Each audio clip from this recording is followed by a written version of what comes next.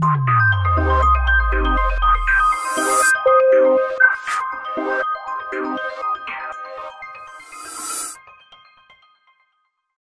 we see the types of polymerization reaction। तो अभी हमने देखा कि पॉलीमर्स जो जनरली होते हैं वो क्या होते हैं, मोनोमर्स जब आपस में अटैच होते हैं। अब अटैचमेंट के बाद में जो हमारे पास में एक मैक्रोमोलिक्यूल मिलता है उसे हम लोग पॉलीमर कहते हैं। लेकिन यहां पर सवाल ये उठता है कि पॉलीमराइजेशन कैसे होता है और क्यों होता है। तो इन दोनों सवालों को हम लोग समझेंगे कि पॉलीमराइजेशन कैसे होता है और क्यों होता है। तो यहां पर यदि हम बात करते हैं टाइप ऑफ पॉलीमराइजेशन रिएक्शन, तो generally polymer generally in two method से, इन टू टाइप की पॉलीमराइजेशन रिएक्शन से पॉलीमर बनते हैं। तो जो पहली जो पॉलीमराइजेशन रिएक्शन है उसे हम लोग कहते हैं एडिशन रिएक्शन या एडिशन पॉलीमराइजेशन रिएक्शन या एडिशन पॉलीमराइजेशन, या इसे हम लोग जो है क्या कहते हैं, इसे हम लोग चेन ग्रोथ पॉलीमराइजेशन भी कहते हैं, है ना। तो ये हमें दोनों नाम याद रखने होते हैं क्योंकि कई बार कॉम्पिटिटिव एग्जाम में पूछ लिया जाता है। तो याद रखना है हमें कि जो पॉलीमराइजेशन रिएक्शन होती है वो दो टाइप से होती है। The first is a addition polymerisation and it is also called chain growth polymerization। और जो दूसरी जो रिएक्शन होती है उसे हम लोग कहते हैं कंडेंसेशन, उसे हम लोग कंडेंसेशन पॉलीमराइजेशन, इसे हम लोग कंडेंसेशन पॉलीमराइजेशन या इसे हम लोग स्टेप ग्रोथ पॉलीमराइजेशन कहते हैं।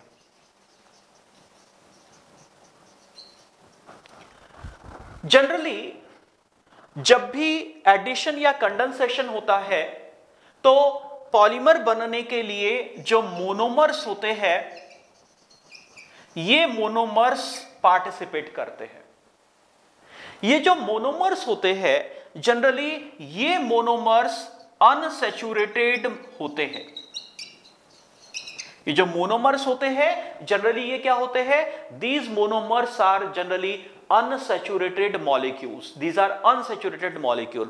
और unsaturated molecule mean to say कि आइदर इनमें क्या होगा, कार्बन और कार्बन के बीच में डबल बॉन्ड होगा या कार्बन और कार्बन के बीच में ट्रिपल बॉन्ड होगा या इनमें डिग्री ऑफ अनसैचुरेशन ज्यादा होगा। तो इस तरीके से जो मोनोमर्स होते हैं वो अनसैचुरेटेड होते हैं और जनरली अनसैचुरेटेड मोनोमर्स आपस में मिलकर जब पॉलीमराइजेशन करते हैं तो उससे क्या होता है, उनके जो डिग्री ऑफ अनसैचुरेशन है वो डिक्रीज होना चालू हो जाता है और उन्हें एक कंपैरेटिवली स्टेबल कॉन्फ़िगरेशन मिलना चालू हो जाता है। इसीलिए मोनोमर्स आपस में क्या होते हैं, आपस में केमिकली रिएक्ट करके पॉलीमर्स बनाते हैं। तो यहां पर जो मोनोमर्स होते हैं जनरली अनसैचुरेटेड होते हैं और इसी कारण से वो जो है क्या करते हैं, वो पॉलीमराइजेशन करते हैं। जब मोनोमर्स रिएक्शन में पार्टिसिपेट करते हैं तो ये मोनोमर्स या तो फ्री रेडिकल के फॉर्म में, या तो ये फ्री रेडिकल के फॉर्म में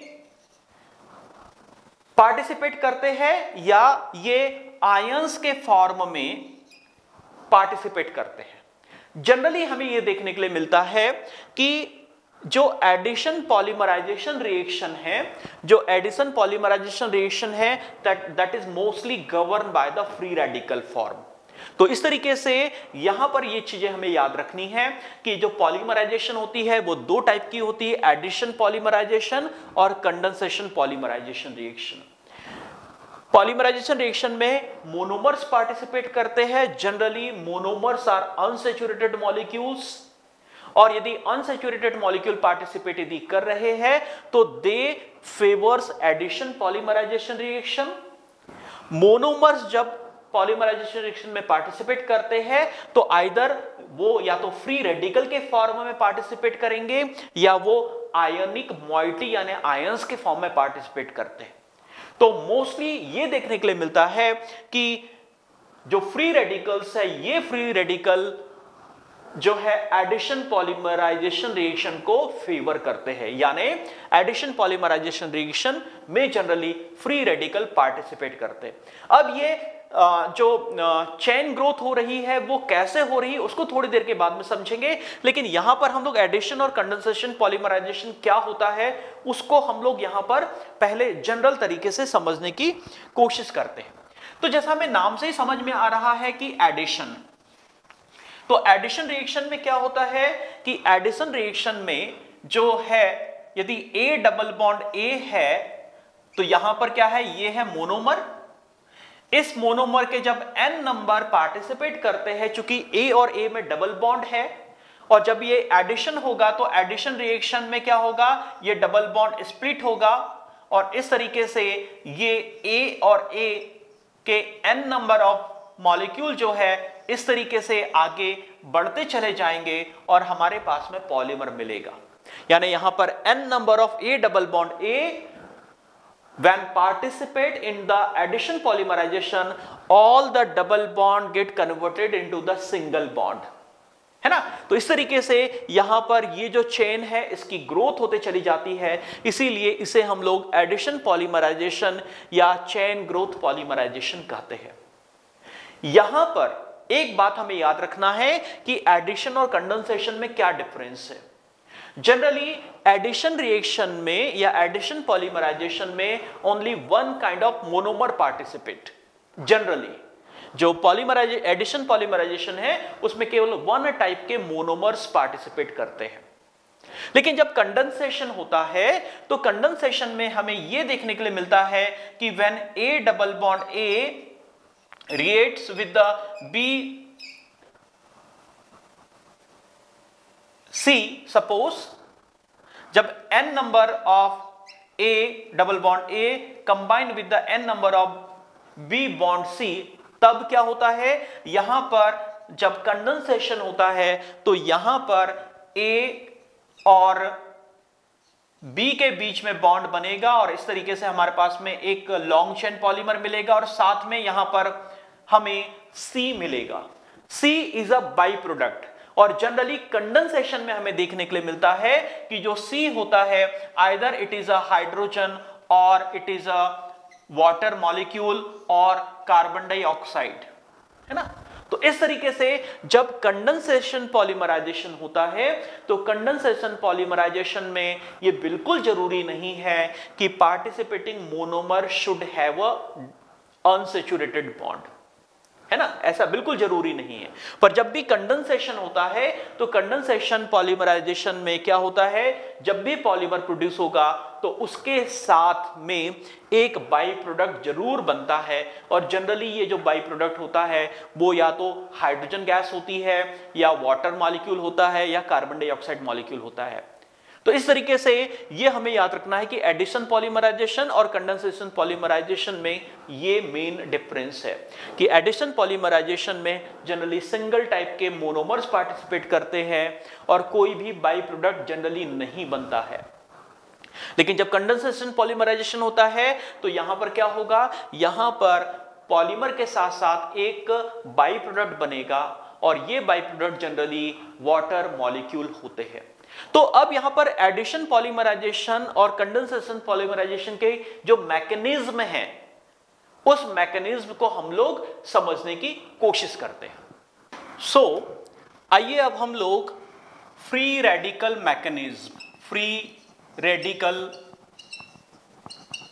मैकेनिज्म जो है इसे हम लोग समझने की कोशिश करते हैं कि ये फ्री रेडिकल मैकेनिज्म क्या है और किस तरीके से फ्री रेडिकल मैकेनिज्म जो है ये पॉलीमराइजेशन को प्रोसीड करती है। तो फ्री रेडिकल मैकेनिज्म या पॉलीमराइजेशन को फ्री रेडिकल मैकेनिज्म के थ्रू समझने के लिए हमें केवल दो चीजों की जरूरत होती है, क्योंकि पॉलीमराइजेशन है तो पॉलीमराइजेशन में जो सबसे पहली जो जरूरत होती है वो होती है मोनोमर्स की। वो क्या होगा, जो सबसे पहली जरूरत होती है पॉलीमराइजेशन रिएक्शन की वो होती है मोनोमर्स। जनरली जो मोनोमर्स होते हैं वो होते हैं एल्कीन्स या डाइईन्स डेरिवेटिव होते हैं। मोनोमर्स क्या होते हैं? जनरली एल्कीन या डाइईन डेरिवेटिव होते हैं। एल्कीन मिंटू साफ समय हमें समझ में आ रहा है कि जिसमें क्या हो, जिसमें कार्बन और कार्बन के बीच में डबल बॉन्ड हो। और डाइईन्स का मतलब यह है ऐसे कंपाउंड जिसमें क्या है, कार्बन और कार्बन के बीच में एक से ज्यादा डबल बॉन्ड हो।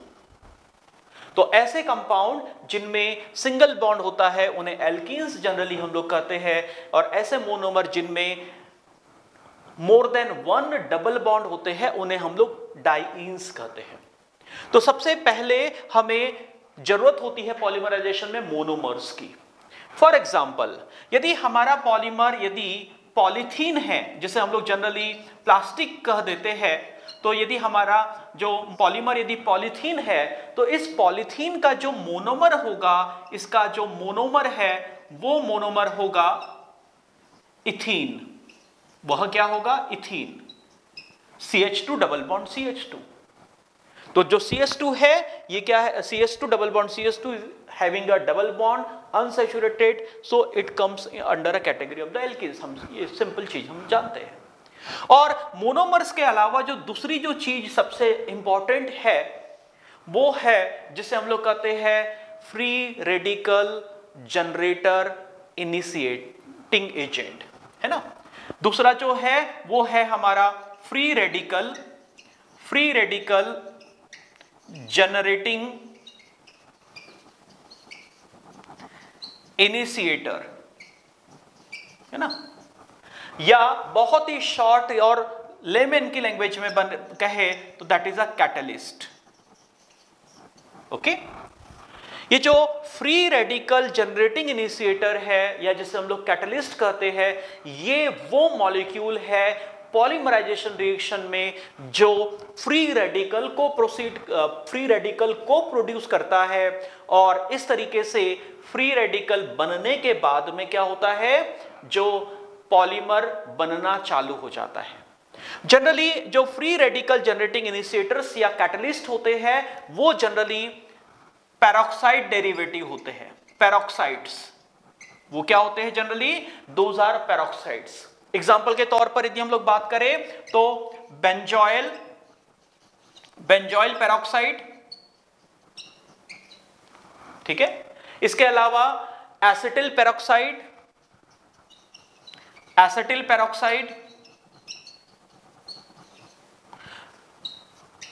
टरब्यूटिल peroxide. So generally benzoyl peroxide, acetyl peroxide, tertbutyl peroxide, इस तरीके के जो पेरोक्साइड डेरिवेटिव्स होते हैं, इन पेरोक्साइड डेरिवेटिव्स का यूज हम लोग एज ए कैटलिस्ट के तौर पर करते हैं। और जब पेरोक्साइड या कैटलिस्ट का जब हम लोग यूज करते हैं तब पॉलीमराइजेशन जो रिएक्शन है दैट प्रोसीड्स इन 3 स्टेप्स। और इन स्टेप्स को हम लोग कहते हैं, पहली स्टेप कहलाती है जिसे हम लोग कहते हैं चैन इनिशिएशन स्टेप, जिसे हम लोग कहते हैं चैन इनिशिएशन स्टेप। दूसरी कहलाती है चैन प्रोपोगेशन स्टेप। और थर्ड कहलाती है जिसे हम लोग कहते हैं चैन टर्मिनेशन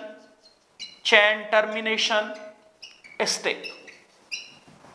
तो इस तरीके से जब भी फ्री रेडिकल मैकेनिज्म के थ्रू पॉलीमराइजेशन होता है तो ये चीजें हमें याद रखनी है। ये कॉम्पिटिटिव पॉइंट ऑफ व्यू से भी इंपॉर्टेंट है, और यदि हम थ्योरी की यदि हम लोग बात करते हैं, बोर्ड पॉइंट ऑफ व्यू से यदि हम लोग बात करें तो ये तो इंपॉर्टेंट है ही, क्योंकि बोर्ड में यहां से कई बार क्वेश्चन पूछ लिया जाता है, explain the free radical mechanism of the polymerisation.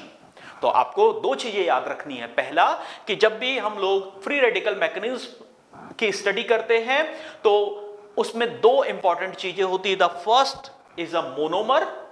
Monomers are generally unsaturated hydrocarbon, particularly alkene और diene derivatives, because they contain double bond और more than 1 double bond. And the second catalyst, जिन्हें हम लोग free radical generating initiator भी कहते हैं, and generally these are the peroxide. Benzyl peroxide, acetyl peroxide और tertbutyl peroxide generally use किए जाते हैं कैटलिस्ट के तौर पर। और जब यहां पर ये फ्री रेडिकल रिएक्शन होती है तब, या पॉलीमराइजेशन रिएक्शन होती है तब, पॉलीमराइजेशन इन 3 स्टेप्स में होता है, जिसे हम लोग चेन इनिशिएशन, चेन प्रोपोगेशन और चेन टर्मिनेशन स्टेप्स कहते हैं। तो आइए अब हम लोग समझने की कोशिश करते हैं कि चेन इनिशिएशन, प्रोपोगेशन और टर्मिनेशन स्टेप क्या है।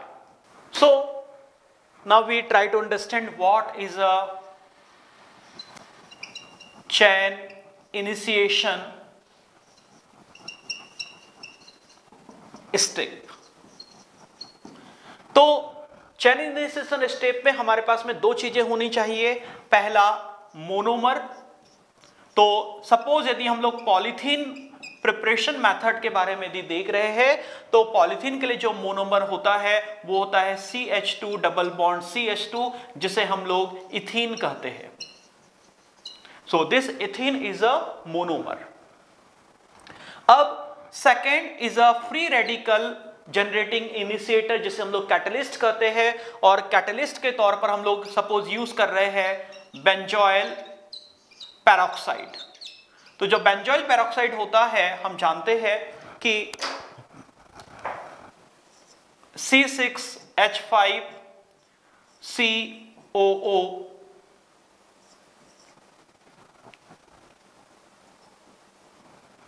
C6H5COO, this is a benzoyl peroxide। तो सबसे पहले ये जो है बेंजोइल पेरोक्साइड है, तो यहां पर सबसे पहले ये वाला बॉन्ड ब्रेक होता है, और जब ये वाला बॉन्ड ब्रेक होगा तो यहां पर जो ये जब बॉन्ड ब्रेक होता है तो ये कैसा होता है, होमोलाइटिक फिजन होता है ना। और हम सभी जानते हैं कि होमोलाइटिक और हेटेरोलाइटिक फिजन क्या होता है। बहुत ही शॉर्ट में यहां पे बता दूं कि जहां पर होमोलाइटिक फिजन में क्या होता है कि इस बॉन्ड को बनाने में पार्टिसिपेट करने वाले जो इलेक्ट्रॉन हैं वो अपने अपने रेस्पेक्टिव एलिमेंट के पास में वापस चले जाते हैं। इससे दोनों पर कोई भी पॉजिटिव या नेगेटिव चार्ज नहीं आता है, उसे हम लोग होमोलाइटिक फिजन कहते हैं। और हेटेरोलाइटिक फिजन में हमने पढ़ा है कि जनरली जहां पर इलेक्ट्रोनेगेटिविटी का डिफरेंस होता है वहां पर जो बॉन्ड में जो फिजन होता है उसमें एक पॉजिटिव और एक नेगेटिव मॉलिक्यूल जनरेट होता है, उसे हम लोग हेटेरोलाइटिक फिजन कहते हैं। तो यहां पर ऑल्दो दोनों ऑक्सीजन मॉलिक्यूल की इलेक्ट्रोनेगेटिविटी सेम है, इसीलिए क्या होगा, यहां पर हेटेरोलाइटिक फिजन ना होकर होमोलाइटिक फिजन होगा। और जब होमोलाइटिक फिजन होता है तो हम जानते हैं कि होमोलाइटिक फिजन होने पर क्या बनता है, होमोलाइटिक फिजन होने पर जनरली होमोलाइटिक फिजन होने पर फ्री रेडिकल जनरेट होते हैं, और फ्री रेडिकल को हम लोग डॉट के फॉर्म में रिप्रेजेंट करते हैं। तो यहां पर हमें क्या मिला, C6H5COO, और ये क्या हो गया, dot indicate that it is a free radical. इस तरीके से हमें क्या मिला, यहां पर हमें बेंजोइल का फ्री रेडिकल मिला। अब फर्दर ये जो बेंजोइल ग्रुप है, ये बेंजोइल ग्रुप कार्बन डाइऑक्साइड को क्या करता है, कार्बन डाइऑक्साइड को लिबरेट करता है, और यहां पर हमें मिलता है phenyl radical C6H5 dot, that is we call it a free radical. तो इस तरीके से सबसे पहले जब हम लोग किसी फ्लास्क में मोनोमर यानी पॉलीथीन और बेंजोइल पेरोक्साइड को मिक्स करते हैं और उसे हल्का सा लाइट कंडीशन में हम लोग उसे हीट करते हैं, तब सबसे पहले जो बेंजोइल पेरोक्साइड है, ये benzoyl peroxide phenyl radical produce करता है। अब ये जो फेनिल रेडिकल है ये क्या करता है, ये जो फेनिल रेडिकल है, ये फेनिल रेडिकल अपने पास, ये फेनिल रेडिकल क्या करेगा, ये जो हमारा इथीन है, दिस इज द इथीन, इस इथीन के तरफ अपने इस इलेक्ट्रॉन को क्या करेगा, शिफ्ट करेगा। और जब ये इलेक्ट्रॉन इस तरफ शिफ्ट होगा तब हमारे पास में क्या मिलेगा, हमें मिलेगा C6H5CH2 single bond CH2 and free radical. यहां पर हमें क्या मिलेगा, यहां पर C6H5CS2 और जो फ्री रेडिकल है वो मतलब ये जो अनपेयर्ड इलेक्ट्रॉन है, ये अनपेयर्ड इलेक्ट्रॉन इस कार्बन के पास में रहेगा, जिसे ये आगे क्या करेगा, आगे इनिशिएट करेगा, मतलब आगे ट्रांसफर करेगा। तो अल्टीमेटली क्या हो रहा है कि सबसे पहले बेंजील पेरोक्साइड जो है ये फेनिल रेडिकल में कन्वर्ट होता है, और फ्री रेडिकल्स की यही खास बात होता है कि ये फ्री रेडिकल अपने इलेक्ट्रॉन जो है हाईली एक्टिव इलेक्ट्रॉन है, इसे ट्रांसफर कर कर ये किसी भी मॉलिक्यूल से अटैच हो जाते हैं और उस मॉलिक्यूल को फ्री रेडिकल बना देते हैं। तो इस तरीके से C6H5 इस इथीन मॉलिक्यूल के साथ में जब जुड़ा तो यहां पर क्या हुआ, यहां पर ये एक ethene molecule phenyl ethyl molecule का फ्री रेडिकल बन गया। Now this step is called the chain initiation step. क्यों? क्योंकि अब यहां पर क्या होगा, this C6H5 CH2 single bond CH2 dot will influence the next ethene molecule. It will influence next ethene molecule, और जब इस next ethene molecule को ये influence करेगा तो क्या होगा, यहां पर ये वाला सिंगल बॉन्ड टूटकर यहां पर अटैच हो जाएगा and this free radical will be transferred to this last carbon। और इस तरीके से क्या हो रहा है कि यहां पर चेन बनने की शुरुआत हो गई, यहां पर चेन इनिशिएट होना चालू हो गई। That's why this step is called the chain initiation step. अब यहां पर चेन इनिशिएशन स्टेप हो गई है, तो अब इसके बाद में नेक्स्ट जो स्टेप है उसे हम लोग कहते हैं चेन प्रोपोगेशन स्टेप। तो आइए देखते हैं चेन प्रोपोगेशन स्टेप में क्या होगा। तो यहां पर जब ये चेन प्रोपोगेशन स्टेप होती है तो आप मान के चलिए कि वहां पर n नंबर ऑफ मोनोमर्स है, तो second is a chain propagation step. और इस चेन प्रोपोगेशन स्टेप में क्या होगा कि जो C6H5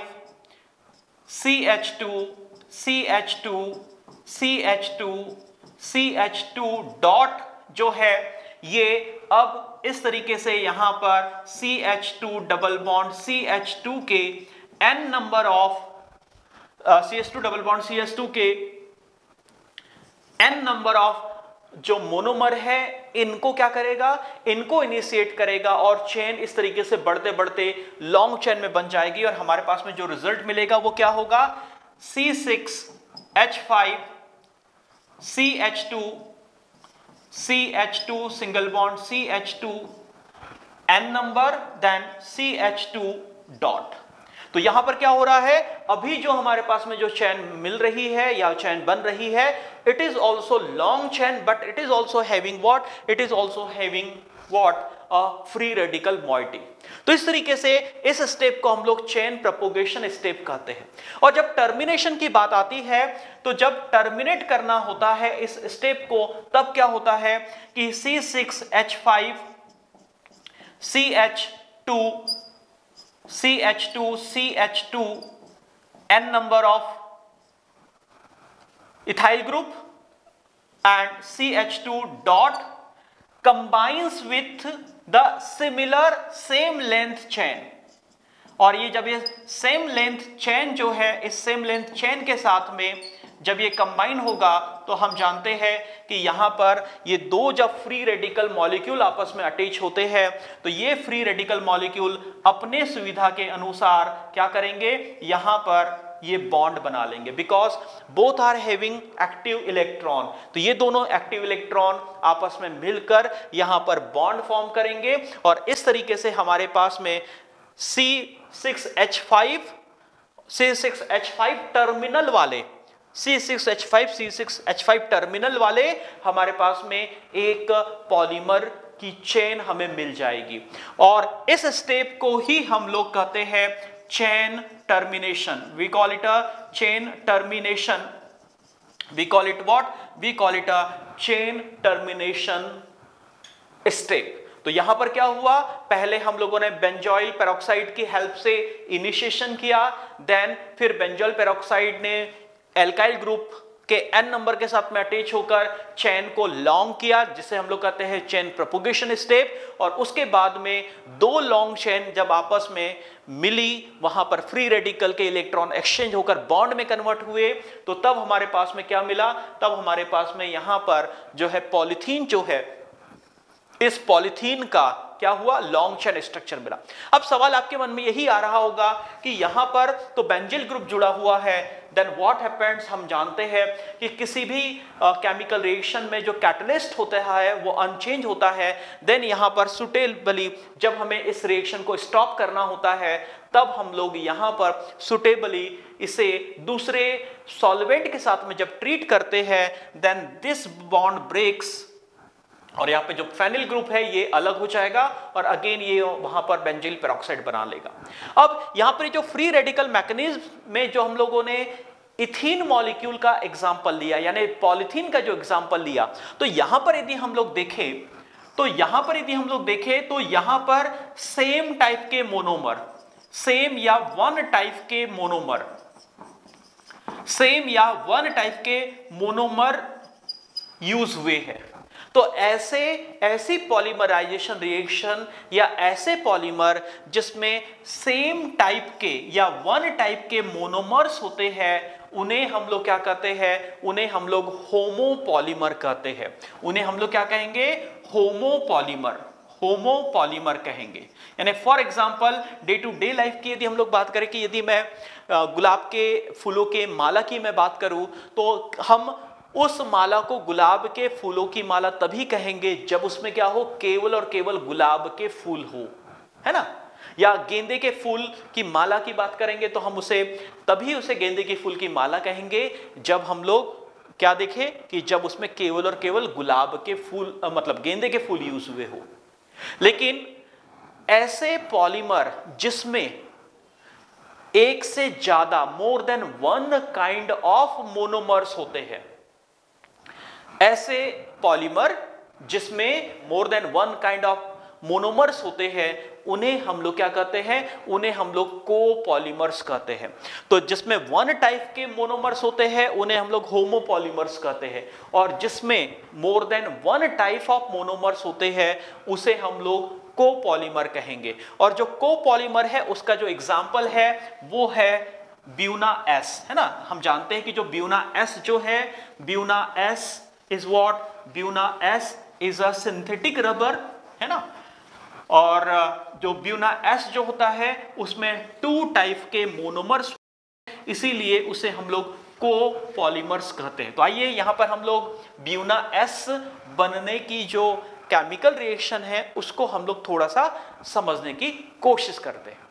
सो ब्यूना एस जिसे हम लोग कोपॉलीमर कह रहे हैं, क्यों कह रहे हैं हम लोग, क्योंकि यहां पर क्या है कि this is CH2 double bond CH, single bond CH, double bond CH2, इसे हम लोग क्या कहेंगे, वी कॉल इट अ 1,3-ब्यूटाडाइन, है ना। Why we are calling it a 1,3-ब्यूटाडाइन, क्योंकि नॉमेनक्लेचर हम सभी लोगों ने पढ़ा है। It is having 4 carbon, so but, it is having a 2 double bonds, so diene, and the position of the double bond are at carbon number 1 and carbon number 3. That's why we call it a 1,3-butadiene.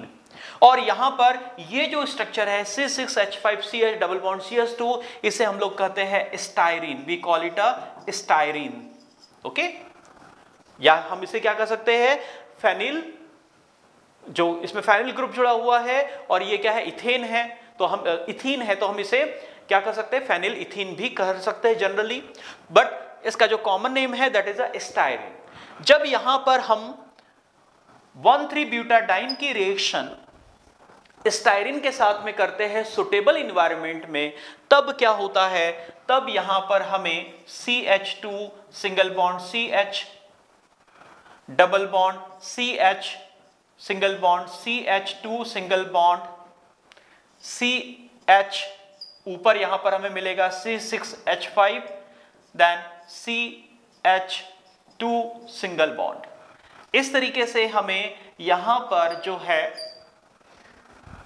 ये एक compound मिलता है। देखिए क्या हुआ है कि यहां पर जो है जब इनमें केमिकल रिएक्शन हुई तो सबसे पहले बॉन्ड की शिफ्टिंग हुई और डबल बॉन्ड बीच में शिफ्ट हुआ है और ये वाला जो कार्बन है ये इस कार्बन यानी जो सेकेंड नंबर कार्बन है इस सेकेंड नंबर कार्बन पर अटैच हुआ है और इस तरीके से हमारे पास में यहां पर जो रिएक्शन जो कंपाउंड हमें मिलता है उस कंपाउंड का नाम है Buna S. We call it a Buna S, है ना। And this Buna S what it इसकी जो प्रॉपर्टीज है the major properties of this Buna S is like a rubber, natural rubber, लेकिन ये मोर हीट रेजिस्टेंट है, organic solvent में generally आसानी से डिसॉल्व नहीं होता है, इसकी इलास्टिक स्ट्रेंथ बहुत अच्छी होती है। इसी कारण से नेचुरल रबर की जगह हम लोग ब्यूना एस या जिसे हम लोग सिंथेटिक रबर कहते हैं इसको हम लोग यूज करते हैं। तो यदि हम इस ब्यूना एस का यदि स्ट्रक्चर देखें तो यहां पर 1,3-ब्यूटाडाइईन और स्टायरीन जो है इसके बीच में पॉलीमराइजेशन हो रहा है, यानी यहां पर 2 डिफरेंट टाइप के मोनोमर्स है, इसीलिए ब्यूना एस को हम लोग होमोपॉलीमर न कहकर यहां पर हम इसे क्या कहेंगे, कोपॉलीमर्स कहेंगे। तो इस तरीके से अभी हम लोगों ने जो है फ्री रेडिकल मैकेनिज्म को समझा। ये फ्री रेडिकल मैकेनिज्म और इसकी जो स्टेप्स है ये बहुत इंपॉर्टेंट होती है, बोर्ड एग्जाम में अक्सर यहां से क्वेश्चन पूछा जाता है, तो इसे थोड़ा सा अच्छे से तैयार कीजिएगा। तो आइए अब हम लोग आगे बढ़ते हैं और समझने की कोशिश करते हैं कि so now we see some important addition polymer, क्योंकि अभी हम लोगों ने एडिशन पॉलीमर की फ्री रेडिकल मैकेनिज्म या फ्री रेडिकल एडिशन मैकेनिज्म के बारे में हमने समझा था। तो यदि हम सम इंपॉर्टेंट एडिशन पॉलीमर की बात करते हैं तो जो सबसे पहला जो नाम हमारे मन में आता है वो है पॉलीथीन। यहां पर हमें नाम से ही समझ में आ रहा है कि polythene is a polymer of, it is what, it is a polymer of ethene, है ना। ये क्या है, पॉलीमर ऑफ इथीन है। और कैसा है, generally this is homopolymer, it is what, it is a homopolymer because it is made up of a single type of what, single type of monomers. तो यदि हम लोग पॉलीथीन की बात करें तो जो पॉलीथीन है, polythene is it is linear straight chain, linear straight chain, what, it is a linear straight chain branched polymer है। It is straight chain and branched polymer होता है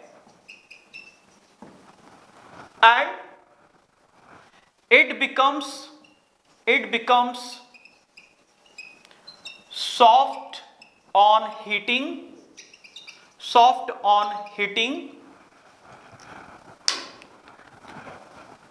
and hard on cooling.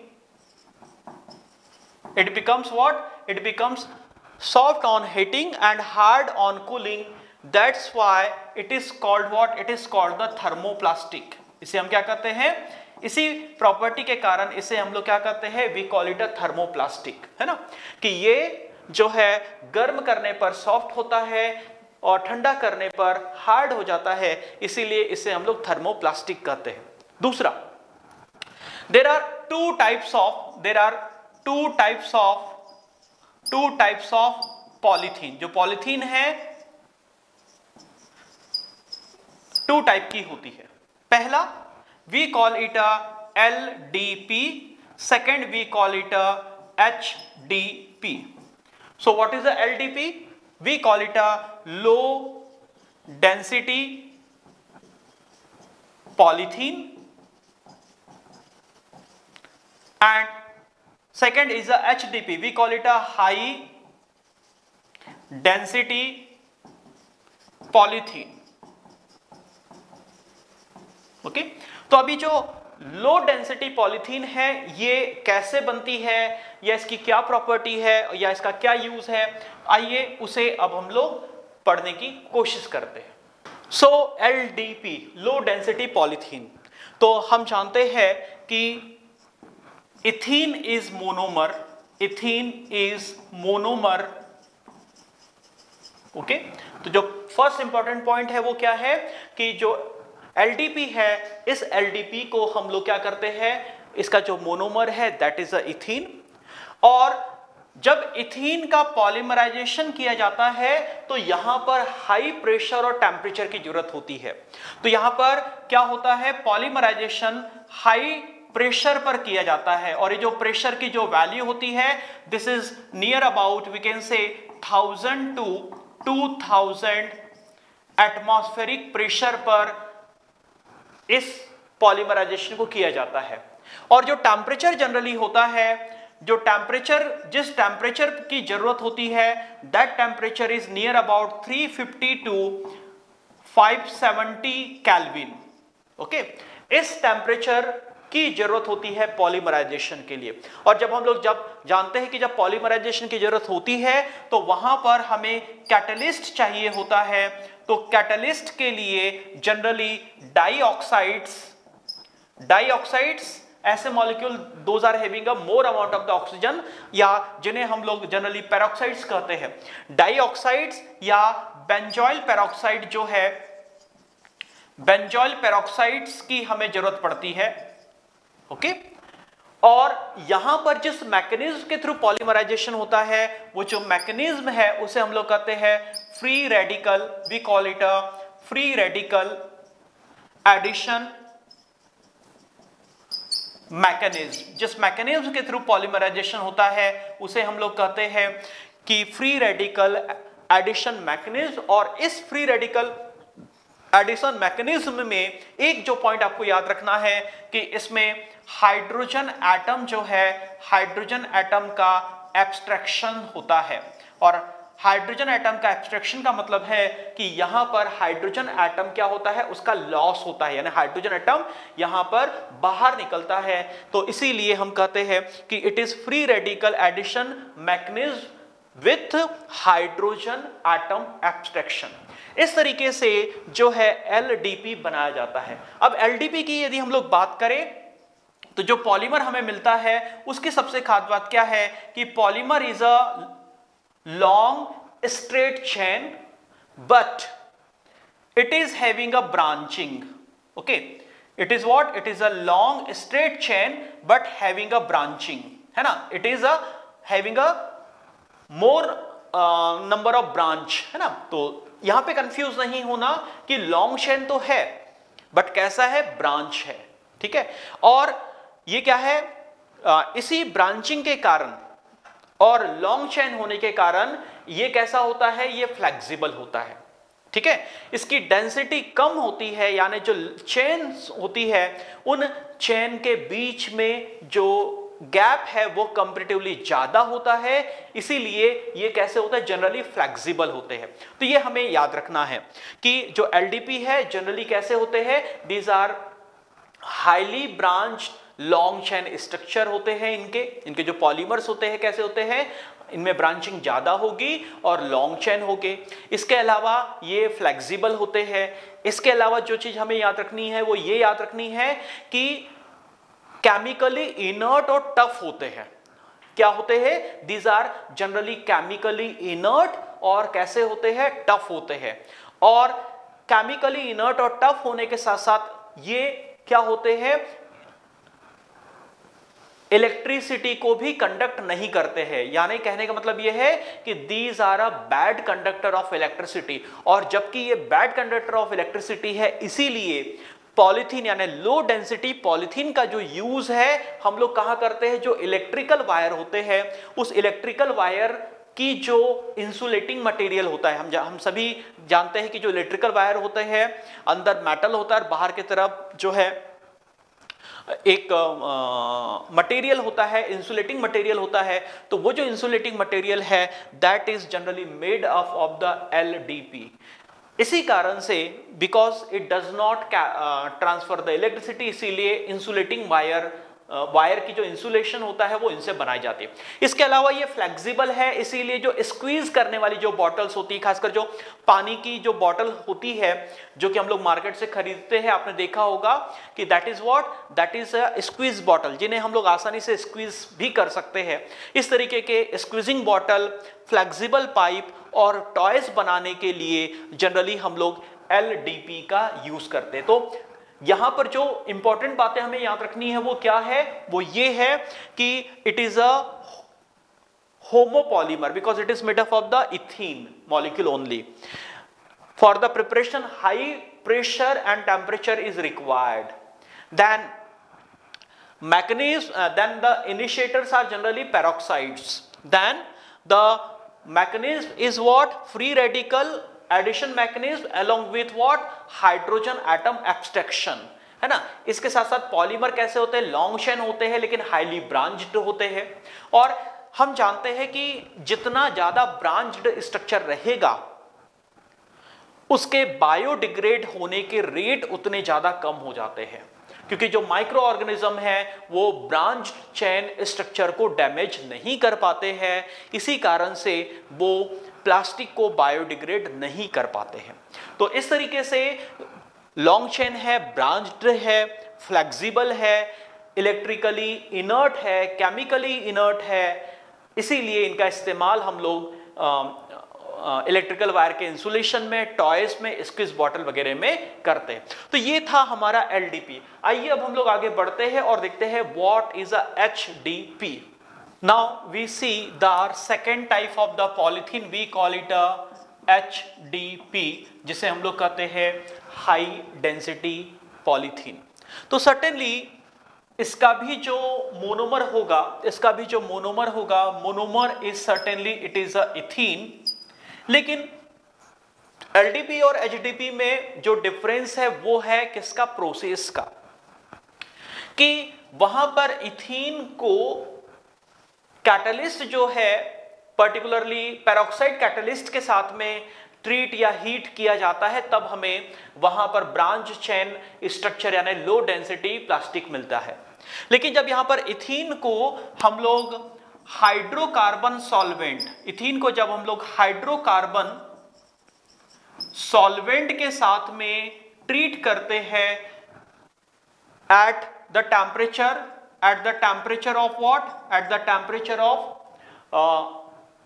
343 kelvin, at the temperature of 343 kelvin, और जो pressure जो होता है, pressure LDP के comparison में बहुत ही कम होता है, that is 6 to 7 atmospheric pressure पर जब हम लोग ट्रीट करते हैं विथ अ स्पेसिफिक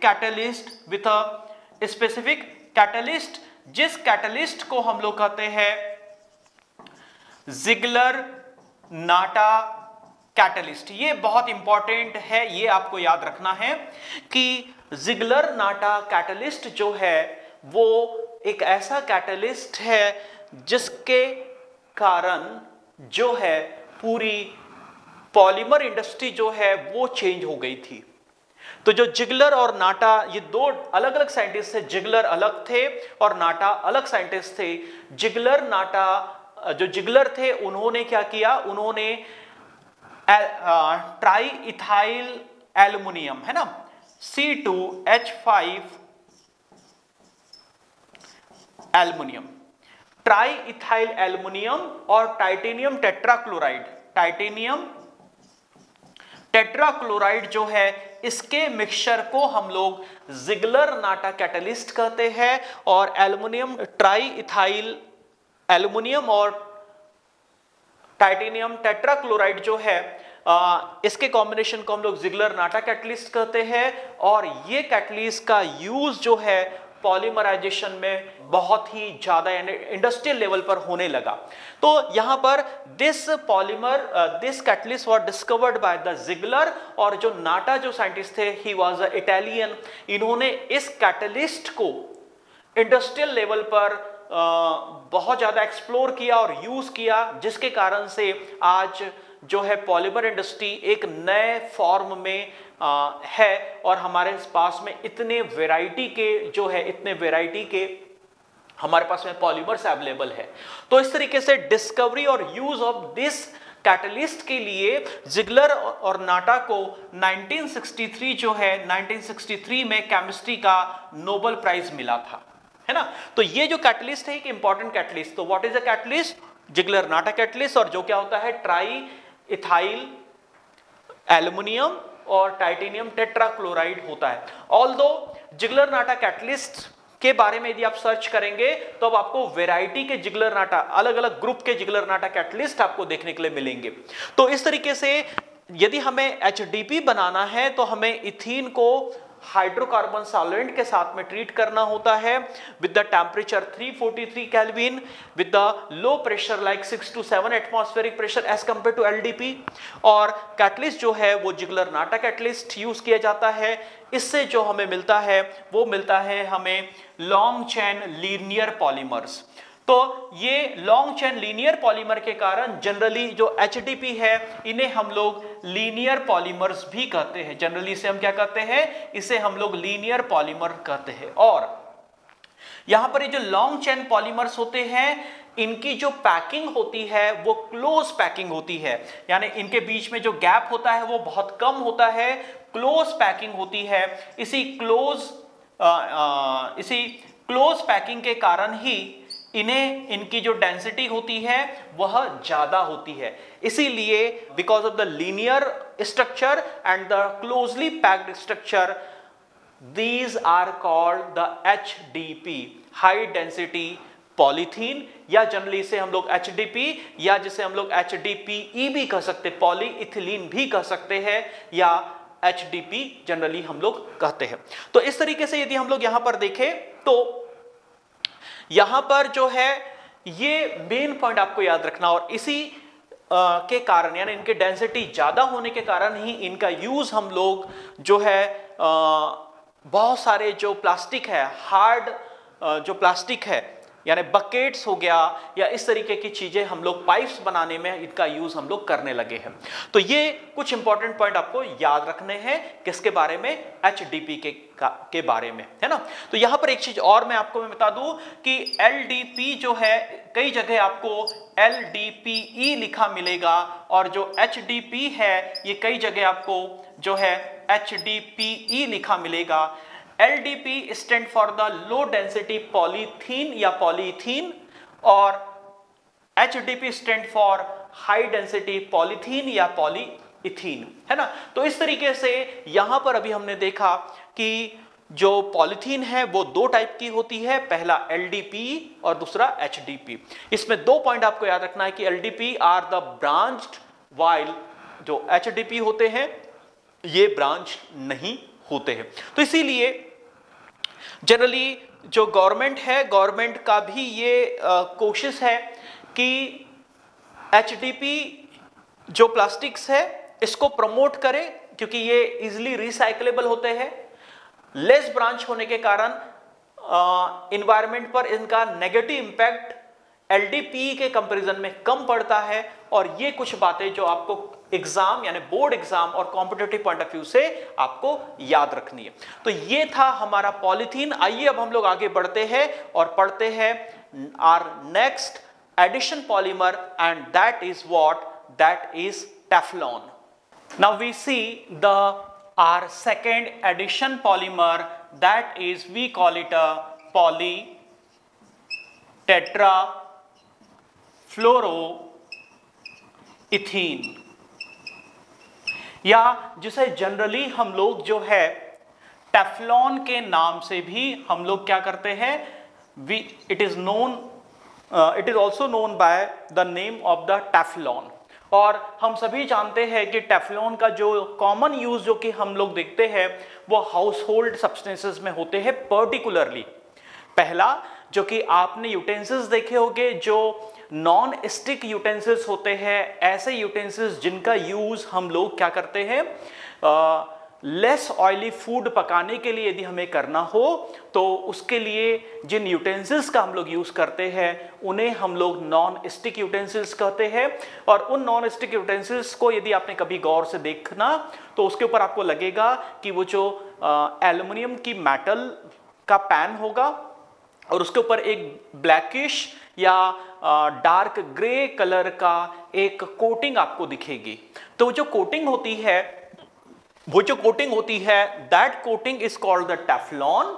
जो टेफ्लॉन है ये एक्चुअली पॉलीटेट्राफ्लोरोइथीन है और इसकी कोटिंग आपने देखी होगी कि यूटेंसिल्स के ऊपर रहती है, नॉन स्टिक के ऊपर रहता है। इसके अलावा यदि आपने इलेक्ट्रिकल आयरन के बारे में मतलब इलेक्ट्रिकल आयरन यदि आपने देखा जिसे हम लोग साधारणतः प्रेस कहते हैं, उस प्रेस के ऊपर यदि आप देखोगे जो आजकल के जो एडवांस प्रेस आ रहे हैं उसके बेस है, उस बेस में भी आपने देखा होगा कि जो टेफ्लॉन की कोटिंग होती है। और उसका कारण यह है कि इनकेस यदि मान लो गर्म प्रेस यदि गलती से किसी ऐसे कपड़े पर रखा जाए जो कि किसी पॉलीमर से मिलकर बना हुआ है तो वो पिघल सकता है और पिघल कर चिपक सकता है। वो न चिपके इसीलिए उस पर टेफ्लॉन की कोटिंग की जाती है। तो जो जनरली है टेफ्लॉन है जो है वो tetrafluoroethene mean when the n number of the tetrafluoroethene molecule are treated suitably in presence of free radical, in presence of the free radical catalyst or in presence of the persulfate, then it produces what? It produces Teflon और जो कि क्या है poly, it is a poly tetrafluoroethene. अब यहां पर अक्सर ये क्वेश्चन आता है कि why Teflon is non stick. यदि आपने घर में कभी कोई टेफ्लॉन कोटेड पैन या नॉन स्टिक पैन को यूज किया होगा तो उस पर यदि आप ऑयल की ड्रॉपलेट यदि डालते हैं तो आप देखोगे कि वो ऑयल उसमें आसानी से नहीं चिपकता। इसका कारण यह है कि हम जानते हैं कि there are two type of forces. पहला फोर्स कहलाता है cohesive force, we call it a cohesive force, and the second force is called the adhesive force. Cohesive force and adhesive force. Cohesive और एडहेसिव फोर्स क्या होते हैं? Cohesive force same type के molecule में लगने वाला जो अट्रैक्शन फोर्स होता है उसे हम लोग कोहेसिव फोर्स कहते हैं। और टू डिफरेंट सरफेसेस या टू डिफरेंट टाइप के मॉलिक्यूल के बीच में लगने वाला जो फोर्स होता है उसे हम लोग एडहेसिव फोर्स कहते हैं। यदि हम यहां पर टेफ्लॉन का यदि स्ट्रक्चर यदि हम लोग देखते हैं तो जब हम टेफ्लॉन का स्ट्रक्चर देखते हैं तो यहां पर यदि हम समझे तो हमें पता चलेगा कि each carbon is attach with the two fluorine. और इस तरीके से फ्लोरीन जो है पीरियोडिक टेबल में सबसे ज्यादा इलेक्ट्रोनेगेटिव एलिमेंट है, यानी इसकी इलेक्ट्रोनेगेटिविटी सबसे ज्यादा होती है। Mean what is electronegativity? हम इसे ऐसा भी कह सकते हैं कि it is a tendency to attract electron. तो क्या होता है यहां पर इस कार्बन से शेयर इलेक्ट्रॉन जो है वो फ्लोरीन की तरफ शिफ्ट होता है और यहां का भी इलेक्ट्रॉन फ्लोरीन की तरफ शिफ्ट होता है। और इस तरीके से हम ये कह सकते हैं कि फ्लोरीन यानी इंटर मॉलिक्यूल, इसी मॉलिक्यूल के अंदर जो कोहेसिव फोर्स होता है, कोहेसिव नेचर का फोर्स इतना ज्यादा होता है कि वो किसी भी दूसरे सब्सटेंस को अपने तरफ अट्रैक्ट नहीं करते हैं। यानी यहां पर कोहेसिव फोर्स बहुत ज्यादा होता है और एडहेसिव फोर्स ऑलमोस्ट नील होता है। इसीलिए टेफ्लॉन में कोई चीज जनरली नहीं चिपकती है। और यही कारण है कि जो टेफ्लॉन है, टेफ्लॉन का जो यूज है हम लोग किसके लिए करते हैं? टेफ्लॉन का यूज जनरली हम लोग किसके लिए करते हैं? नॉन स्टिक के लिए करते हैं। लेकिन अपार्ट फ्रॉम हाउसहोल्ड, यदि इंडस्ट्रियल पॉइंट ऑफ व्यू से यदि हम लोग देखें तो टेफ्लॉन का यूज आजकल जो है बहुत सारी दूसरी जगह पर किया जाने लगा है। फॉर एग्जाम्पल गैस्केट की यदि हम लोग बात करें या मशीन्स की जो रिंग्स होती है, जो नॉन स्टिक यदि आपको रिंग बनानी है या ऑयल रिपेलेंट रिंग्स बनानी है तो उसके लिए भी हम लोग टेफ्लॉन का इस्तेमाल करते हैं। तो यहां पर टेफ्लॉन जो है that is also additive polymer, क्योंकि यहां पर एडिशन रिएक्शन यानी एडिशन मैकेनिज्म के थ्रू क्या हो रहा है, यहां पर चेन जो है उसमें क्या हो रहा है, इनिशिएशन हो रहा है, प्रोपोगेशन हो रहा है और टर्मिनेशन हो रहा है।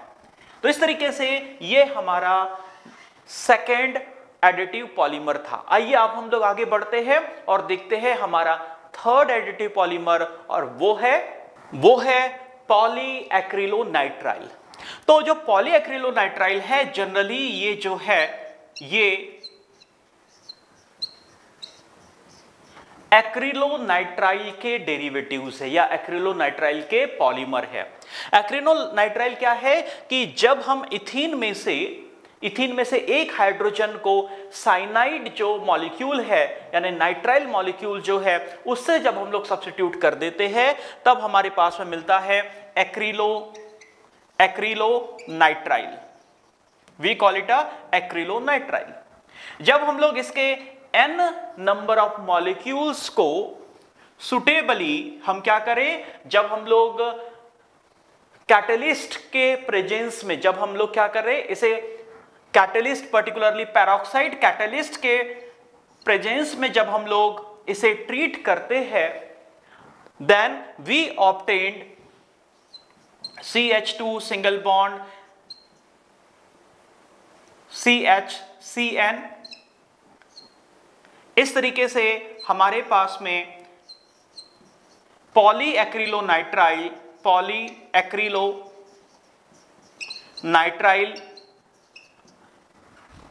पॉलीमर हमें ऑब्टेन्ड होता है।